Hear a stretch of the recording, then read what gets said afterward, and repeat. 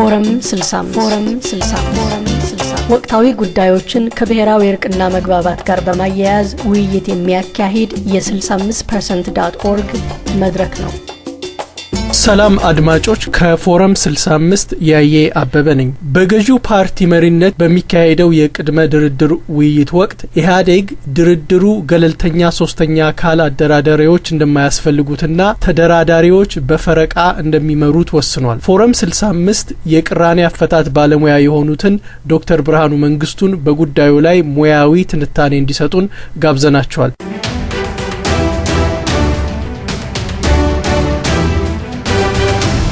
ፎረም 65 ለተተኪው ትውልድ መግባባትን አውረስ። በቅድሚያ ዶክተር ብርሃኑ ለድርድር አደራዳሪ ለምን ያስፈልገዋል? ድርድርና ውይይት የተለያዩ ነገሮች ናቸው። የተካረረ ጥልቅ የሆነ ብዙ የሐሳብ መለያየት ያለበት ሁናቴ መጀመሪያ የሚያስፈልገው ውይይት ነው። ውይይቱ እንዲያውም መጀመሪያ ያለበት መንግስት በራሱ መካከል ውይይት ሊያካሂድ ይገባል። ያንንም ሌላ ሰዎች መንግስት የሚያምናቸው ሰዎች ኮንፊደንሻሊቲ ባለበት። ኮንፊደንሻሊቲ ማለት በእንግሊዝኛው ቃል ሚስጥር ማለት አይደለም።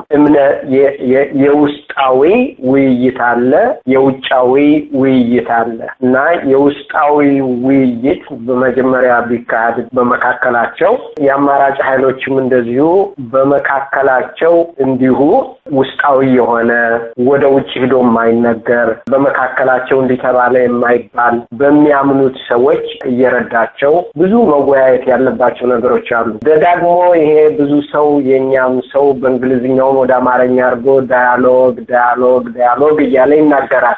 ዳያሎግ ማለት ፍርሃት የሌለበት ውይይት ነው። በእኔ በማስተምረው ትምህርት ፊርለስ የሆነ ምንም እንዲህ ብል አንተ እኮ ቅድም እንዲህ ተብለህ ነበር፣ አንተ ቅድም እንዲህ ተናግረህ ነበር ብሎ የሚል ነገር የማይያዝበት ነፃ የሆነ ውይይት ነው። ይህ አይነቱ ውይይት በዚህ በስራው ልምድ ያላቸው ሰዎች በታማኝነት ይሄኛውንም የኔ ነው ይሄኛውንም የኔ ነው ብለው አቅፈው ደግፈው ውይይቱን ቢያካሂዱት ጥሩ ይሆናል። ድርድር የሚለው ቃል በእውነት ኔጎሺዬሽን የሚለውን ቃል ለመተርጎም ጥሩ አነጋገር ነው፣ ግን ለመደራደር መወያየት መቅደም አለበት። ውይይቱ ከሆነ በኋላ ከዚያ በኋላ ድርድሩ ቀስ ብሎ ይመጣል። በድርድር ከተጀመረ ግን እኔ በማስተምረው ትምህርት ፖዚሽናል አርጊውመንት ይባላል። አንተ አቋም ትይዛለህ፣ እኔም አቋም ይዛለሁ። አንተ መሬት ጠፍጣፋ ናት ትላለህ፣ እኔ መሬት ክብ ናት ትላለሁ። ሌላው ደግሞ መሬትማ ክብም አይደለችም ጠፍጣፋም አይደለችም ትንሽ ቦለም ያለች ነገር ነች ይላል። በቃ እሱም አንተን ለመርታት እኔም አንተን ለመርታት አንተን እኔን ለመርታት ጭቅጭቅ ነው የሚሆነው። ያ እንዳይሆን የመጀመሪያው የሚያለያዩን ነገሮች ምንድናቸው? ለምንድነው ነገሮች የሚያለያዩን? ምን ቢደረግ ይሻላል? እንዴት ነው ብንመለከተው የሚሻል? ለምንድነው አንተ እንደምታየው ሲያስረዳኝ የሚል ውይይት መቅደም አለበት። ብዙ ምሳሌ መስጠት ይቻላል። ለምሳሌ በአንዋር ሳዳት በግብጽና በእስራኤል መካከል በነበረው ውይይት በካምፕ ዴቪድ ፕሬዚደንት ካርተር በዛን ጊዜ የነበሩት ውይይቱን ሲያደርጉ ውይይቱ ብዙ ቀን ከፈጀ በኋላ ድርድሩ 13 ጊዜ ነው የተጻፈ። 13 ድራፍት 13 ጊዜ ነው የተጻፈ።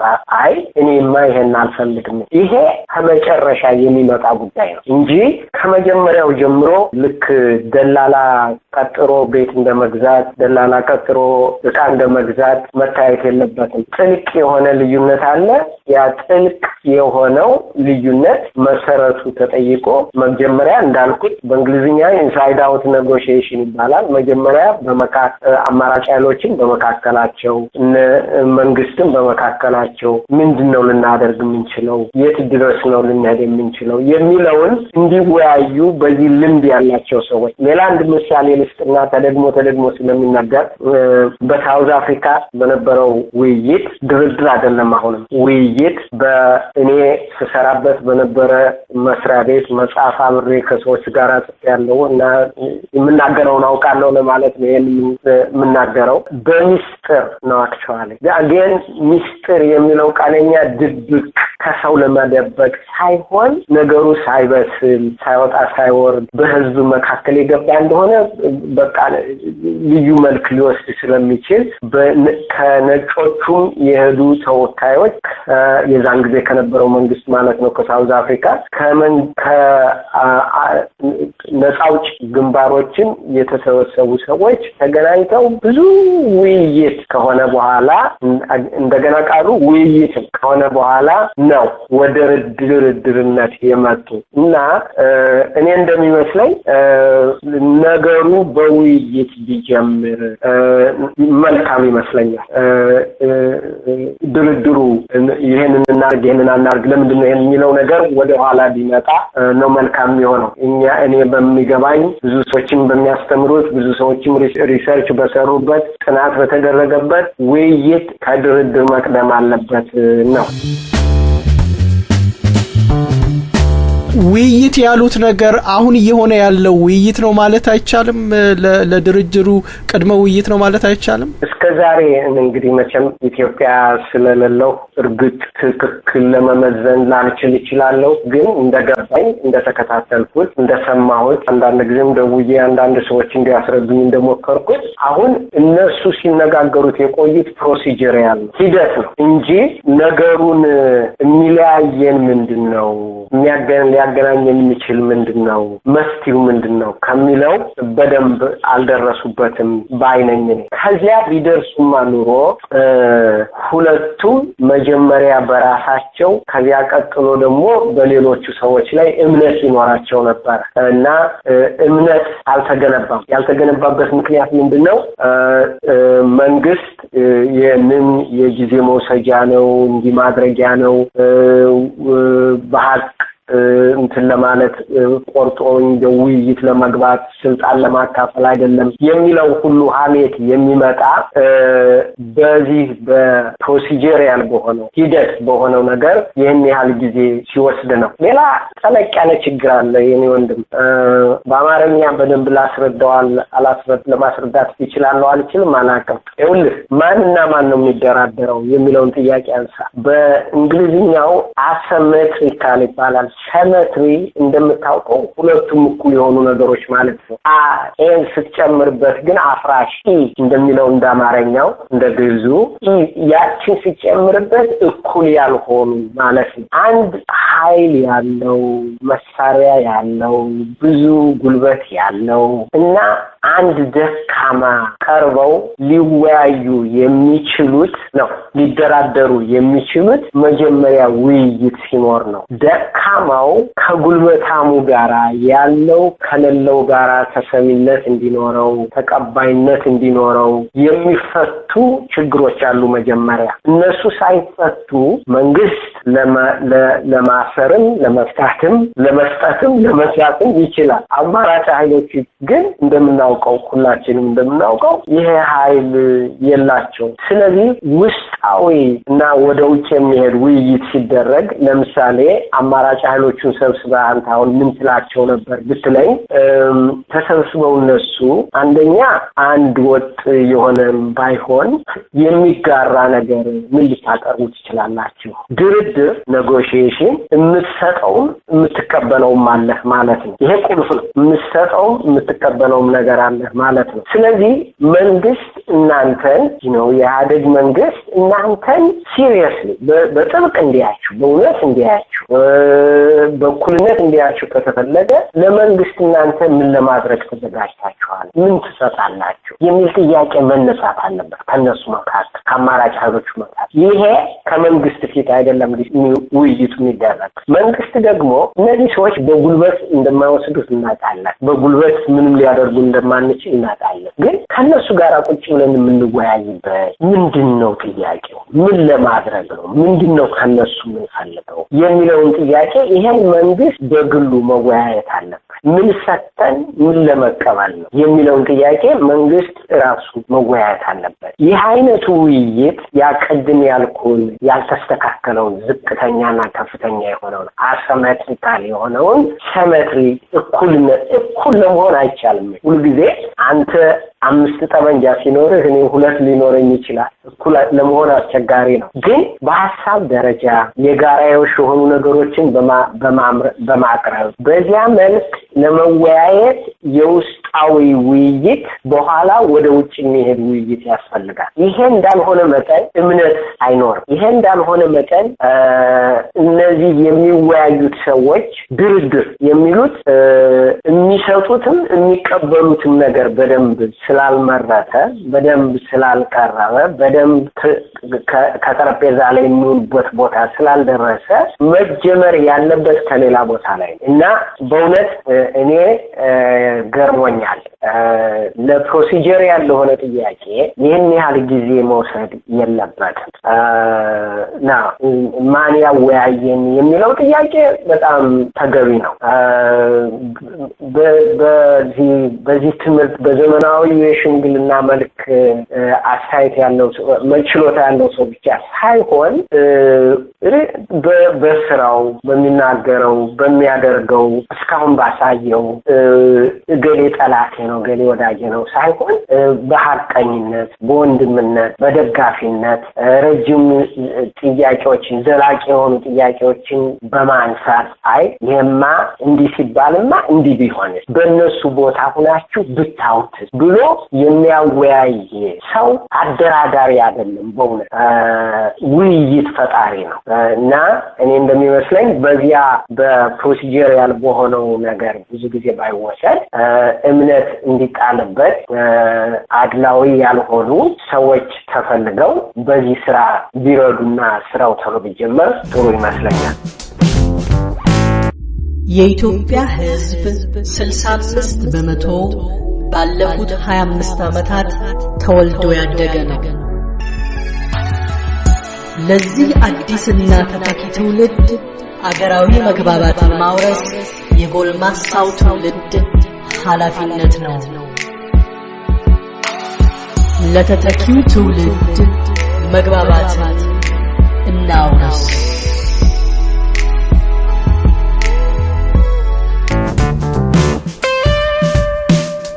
በድርድር ወቅት ዶክተር ብርሃኑ ተደራዳሪዎች አደራዳሪ መሆን ይችላሉ ወይ? አሁን ገዢው ፓርቲ ኢህአዴግ ያለው እኛው ድርድር ውስጥ የምንሳተፈው ፓርቲዎች ማለትም ኢህአዴግና አማራጭ ወይንም ተቃዋሚ ፓርቲዎች እየተፈራረቅን ድርድሩን እንምራ የሚል ሐሳብ ነው። ይሄ ሐሳብ ከርሶ ሙያ አንፃር ጥቅሙና ጉዳቱ ምንድነው? ጥሩ ጥያቄ። ጥቅም አለው። ጥቅሙ በራስ መተማመን ይኖራል። ጊዜ ማስረፍ ይቻላል። ሌላ ሰው መጠበቅ የለባቸውም። ደግሞ ጥሩ እንደው በዚህ ነገር በእውነት የተካነ ሲባል በዚህ በዘመናዊ ሽምግልና ሪሊ እንደ ሃይማኖት እንደ ሌላ ነገሮች አክብሮት ያለው ሰው ካልተገኘ በእውነት በራሳቸው ቢሞክሩት የተሻለ ነው።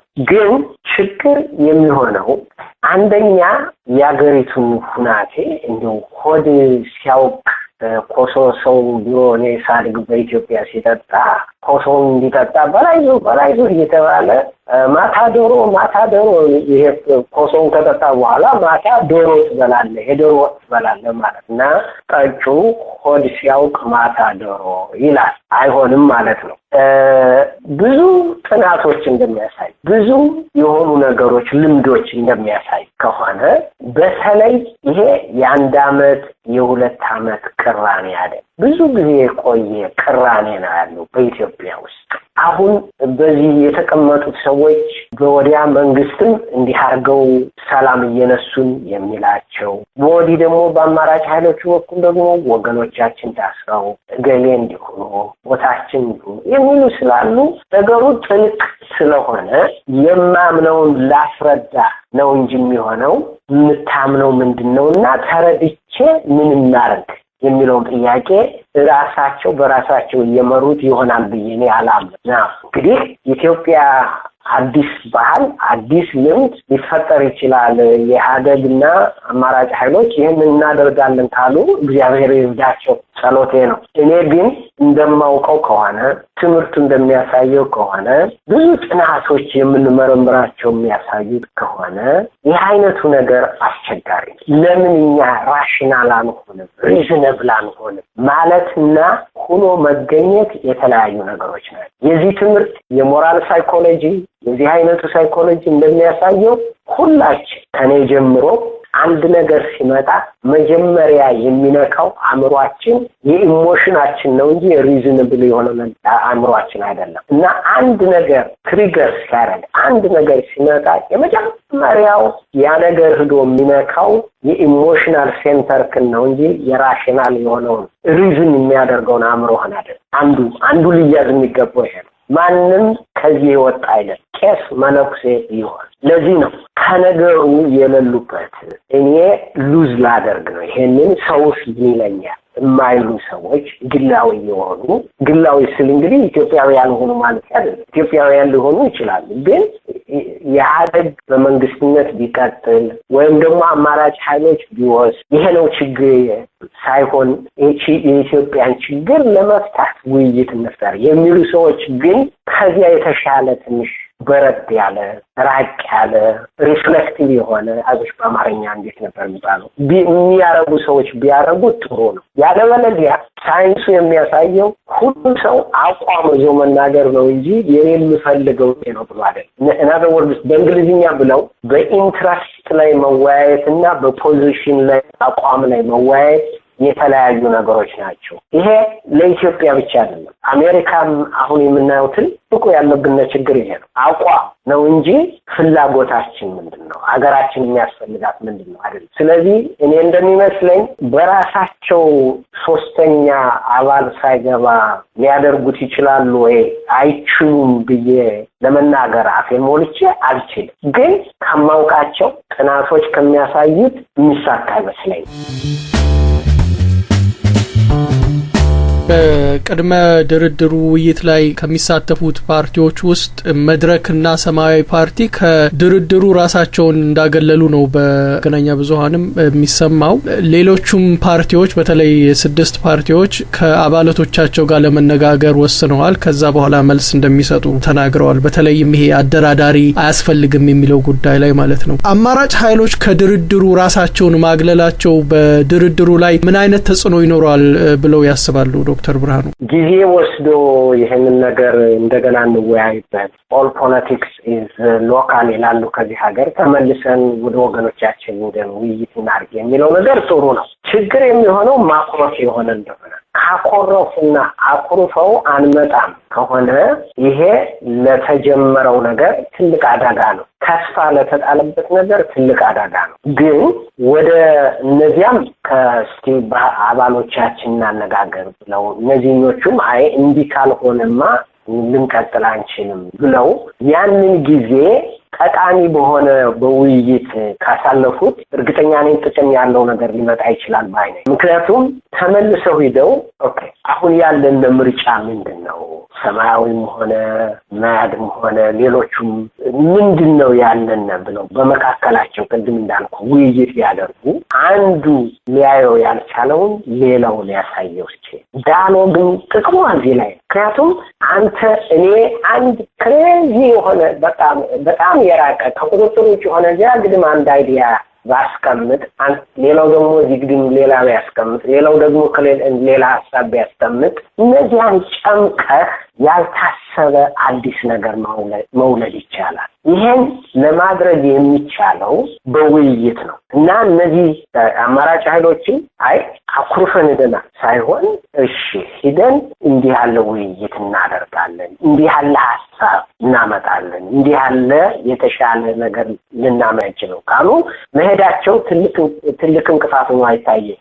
ግን እንዳልኩት አኩርፈው ከሄዱ ግን እነዚያኞቹም ደግሞ ይሄ ካልሆነ ያሉት ደግሞ እንዲሁ ተበትነው ዝም ብለው ካልቀሩ ብዙ ችግር ሊመጣ አይችልም። ግን አንድ ነገር ላሳስበው የምፈልገው አይ ይሄ ካልሆነ ዝም ብለን እንሞክረው የሚለው ይጠቅማል ብያለሁ። ልግለጽ ይሄን ምን ማለት እንደሆነ ምክንያቱም ዝም ብሎ ሄዶ በዛን ጊዜ በቅንጅት የነበረው እኮ ችግር ይሄ ነው። ቁጭ ያለ ውይይት ይፈጠር ብለን አንድ አገሮቻችን ስንለምን ሌሎቹ ሰዎች በመልእክተኛ እንጨርሰዋለን ብለው ሌሎች የታሰሩት ሰዎች ከእስር ቤት እንደተቀመጡ መንግስት ከጠረጴዛ ሳይቀመጥ ምንም ውይይት ሳይደረግ የሚሰጥና የሚወሰድ ነገር ሳይወጣ ሳይወር እንዳልኩት አንዳንዶቻችን አረባካችሁ እየለመነ አይ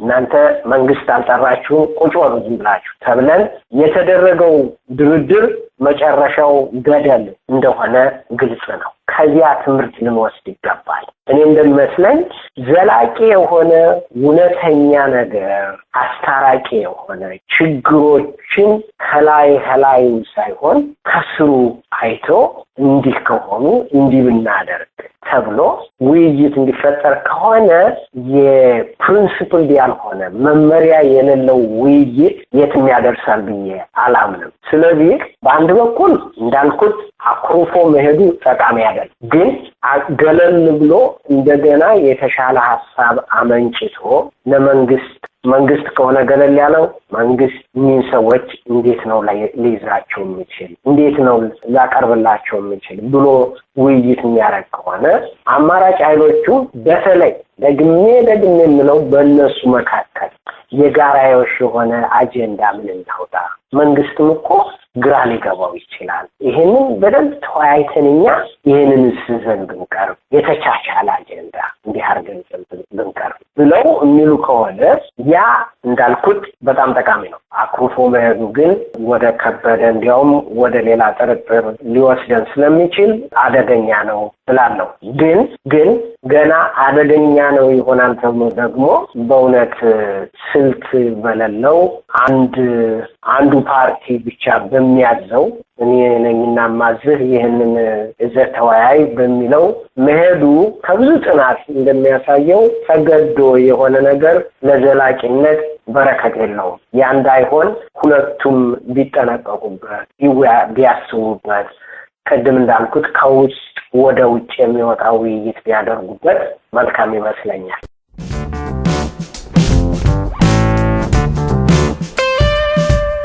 በመጨረሻ ዶክተር ብርሃኑ ድርድሩ ያው በኢህአዴግ የጥንካሬ የበላይነት ነው የተጀመረው። ያው የበላይ የሆነው በአገሪቱ ውስጥ ሁሉም ነገር ላይ ሰፊ የሆነ ቁጥጥርም ጉልበትም ያለው ገዢው ፓርቲ ነው እና ከገዢው ፓርቲ ውስጥ በተለይም ከደጋፊዎቹ በዳያስፖራ የሚኖሩ ወንድሞቻችን አሉ። የኢህአዴግ ደጋፊ የሆኑ መንግስትን በመደገፍ ወይንም ገንቢ የሆነ ትችትም በመንግስት ላይ በማቅረብ ለውጥ ማምጣት ይቻላል ብለው የሚያምኑ ወገኖች አሉና እነዚህ ወገኖች ኢህአዴግ ላይ ምን አይነት ተጽዕኖ ማድረግ ይችላሉ ድርድሩ የተሻለ እንዲሆን ወይንም ውጤታማ እንዲሆን ፍሬያማ እንዲሆን ብለው ያስባሉ?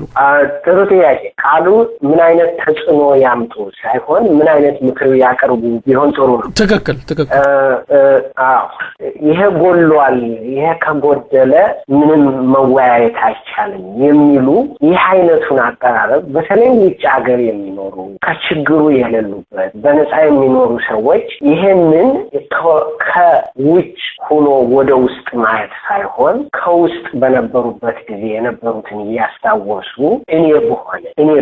እኔ ብሆን ምን አረግ ነበር በሚል መንግስት ደጋፊዎችን አንድ መንግስት ለዘላለም በኃይል በጉልበት ሊገዛ አይችልም። ለጀትመሲ ተቀባይነት እኔ ባደኩበት ኢትዮጵያ ሁለት ሰዎች ተጣልተው አንዱ ተቆራኝቻለሁ ብሎ ተቆራኘ ማለት ተያያዘ ማለት ነው። የራሱን ጨርቅ ሲቋጥር ያኛው ሰውዬ ይቆም ነበር። በኃይለ ሥላሴ አምላክ ካለው ሰው መቆም አለበት። ያንን ሄዶ ሌላው ቢናገር ዳኛ በቀረበ ጊዜ ያኛው እንዲህ ብሎ የሄደው ሰውዬ እዳ ይገባል። ያ የሆነበት ምክንያት በኢትዮጵያ በየቦታው ወታደር ቁሞ ፖሊስ ቁሞ ሳይሆን የህግ የበላይነትን የተቀበለ ህዝብ ነበር። ኢህአዴግ የሚለፋው ብዙ ነገሮች አሉ፣ በረከት ያላቸው ነገሮች አሉ። እነዚያ ነገር ተቀባይነት ነው። እኔ እንደሚመስለኝ ህዝብ 100% ማለት አይደለም። ህዝብ የሚበልጠው ህዝብ ግን ይሄ ነገር ጥሩ ነው፣ ይሄ ነገር ለኔ ነው፣ ይሄ ነገር በጎ ነው ብሎ እንዲቀበል ያንን ተቀባይነት ለማግኘት መንግስት መጣር አለበት። እኔ እንደሚመስለኝ መንግስትን የሚደግፉ ሰዎች ዘመዶች ይሄ ነገር ለዘላቂነት እንዲኖረው ተቀባይነት እንዲኖረው ወገናዊነት ኢትዮጵያዊነት ማለት ነው ኢትዮጵያዊነት እንዲበለጽግ ክፍፍል እንዲጠፋ ከሆነ አሁን ይሄንን የሚታረምበት መንገድ ብታሳዩ ጥሩ ነው ብለው ምክር ቢያቀርቡ ጥሩ ይመስለኛል። በወዲህ በኩል ደግሞ እንዳልኩት ባለፈው ጊዜ እንደተነጋገርነው ሰው በአንድ እጅ አያጨበጭብም። አማራጭ ኃይሎችንም የሚደግፉ ሰዎች ይህንን ዘመዶቼ ቅድም እንዳልኩት እርቅ የሚመጣው ውይይት ከሆነ በኋላ የሚሰጥና የሚወሰድ ነው። ስለዚህ እናንተ ለመንግስት የምታቀርቧቸው ነገሮች ምንድናቸው እና ይሄ ነገር እናንተ ሲታስቡበት ብለው የአማራጭ ኃይሎችን ደጋፊዎች ይህንን አይነቱን ኮንስትራክቲቭ የሆነ ደጋፊ የሆነ ዘላቂ የሆነ ምክር ቢያቀርቡ ጥሩ ነው። ግን ቅድም እንዳልከው ኃይል ያለው ስልጣን ያለው ብዙ ለመስጠት የሚችል ሳይፈራ ግን በመቸር ቸርነቱ ደግሞ ምጽዋት ማለት ምጽዋት አይደለም፣ ልመና አይደለም። አንድ ዜጋ መብት ሊኖረው ይገባል። አንድ ዜጋ መብቱ ለመከበር መግዛት የለበትም። ያንን ነገር በቃ መግዛት የለበትም፣ በገንዘብ መግዛት የለበትም እና የህዝቡ የጎደለ ነገር አለ፣ ይሄ ነገር አልተስተካከለልኝም ሲል እኔ ያውቃለሁ ከማለት ይልቅ በዚህ ዘመን በ21ኛው ዘመን ችግር ምንድነው ተብሎ ተጠይቆ መልስ እንዲያገኝ መንግስት የሚደግፉ ሰዎች በተለይ በውጭ ሀገር ያሉ ብዙ ለማሰብ የሚችሉ ብዙ ነገሮችን ያዩ ወንድሞች እህቶች ሁላችን ይሄንን ለመንግስት ማሳሰብ ኃላፊነት አለብን ብዬ አስባለሁ። ዶክተር ብርሃኑ መንግስቱ የቅራኔ አፈታት ባለሙያ፣ ለጊዜዎት በጣም ነው የማመሰግነው። እግዚአብሔር ይስጥልኝ ስለግብዣው። አስተያየት ወይም ጥያቄ ያለዎት ይደውሉልን። ከዩናይትድ ስቴትስ እና ካናዳ በስልክ ቁጥር 929 ፎረም 65 ያገኙናል። 929-367-8665 በስካይፕ በቫይበር በዋትስአፕ ላይ እንገኛለን። 1-929-367-8665 በፌስቡክ ይውደዱን፣ በትዊተር ይከተሉን፣ በዩቲዩብ ይመልከቱን። ፎረም 65 ለተተኪው ትውልድ መግባባትን እናውረስ።